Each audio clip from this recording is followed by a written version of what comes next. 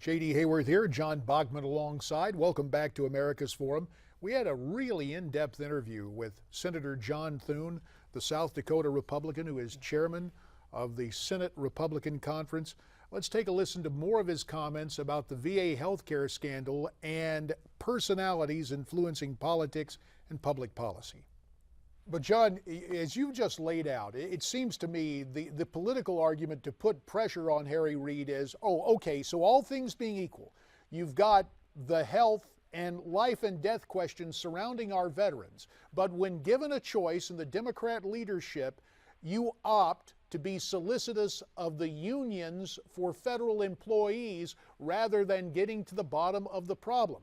It seems to me that given the fact that this is really a nonpartisan concern or a bipartisan concern, it has to ramp up pressure on Harry Reid to in fact schedule a vote on some of this legislation.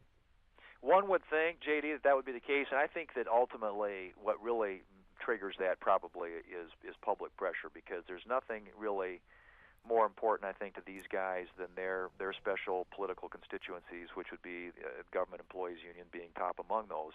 And so in order for them to come to a different conclusion, I think the American public is going to have to really get engaged on this and demand answers and demand accountability. But you would think that, in the interests of America's veterans, that we could put the politics aside and recognize that some issues transcend the favored political constituencies of the Democrats here in Washington, and that we ought to be able to get some action. I guess that'd be my hope, but like I said, based on what I've seen around here and the allegiance, blood oath that some of these guys swear to some of these favored political constituencies, I'm not holding my breath that anything's going to happen.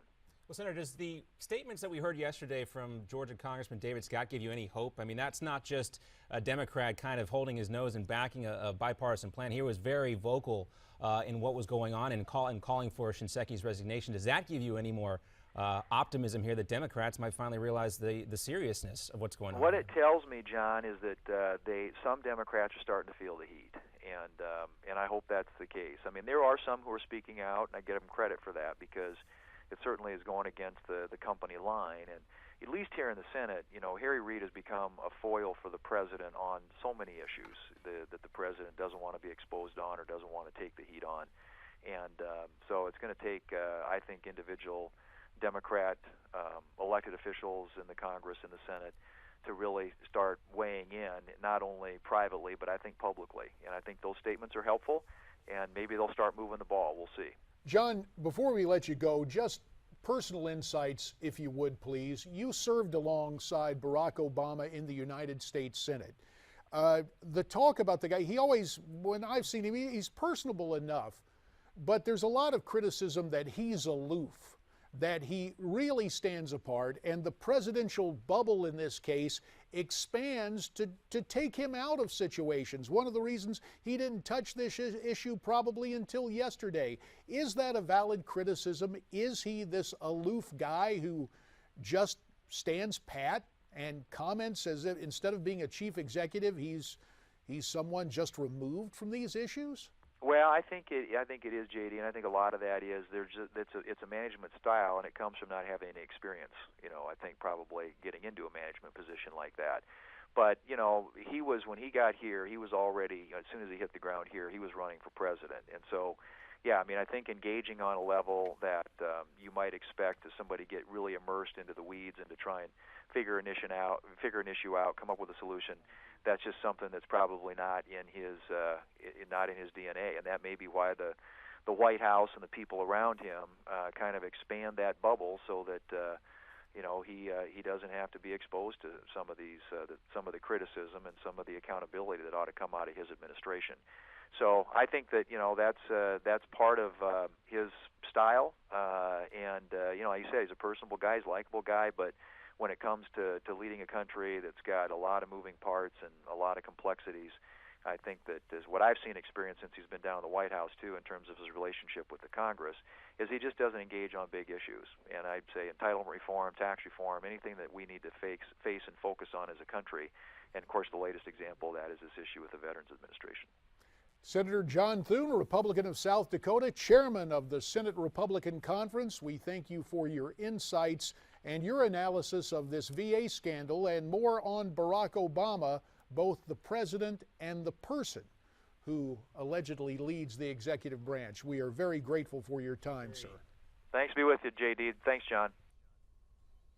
So Senator Thune, with some outspoken comments earlier in our broadcast saying it's time for the VA to clean house, and then offering a very candid assessment. And it still boggles the mind, John. The first managerial experience for Barack Obama comes as our chief executive.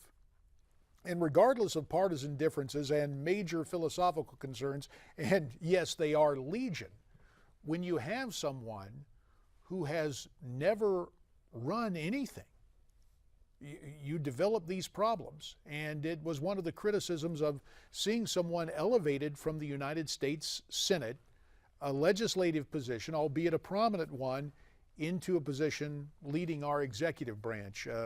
It is obvious the president, though they were able to pass Obamacare, though he promised to profoundly change America, when it comes to day-to-day operations, he is challenged in that regard. Well, I think that's why we're seeing so much emphasis right now, put on, at least in the Republican Party, on where the next leader might come from, to state houses across the country and governors who are having a lot of success, because we've seen what a lack of executive experience can get when you have that in the White House. And that's not to say being a governor is a silver bullet to all the problems that a president might face here, but some of the names that constantly get talked about: Chris Christie, John Kasich in Ohio, Scott Walker in Wisconsin, Rick Perry in Texas. These are governors, and there's a lot of emphasis now on those guys because they have the executive level experience that's clearly needed in the White House to get some of the problems that are on our docket taken care of. It's not to trivialize the role, but to set up the metaphor. We're baseball fans. We know guys don't open in the majors very rarely.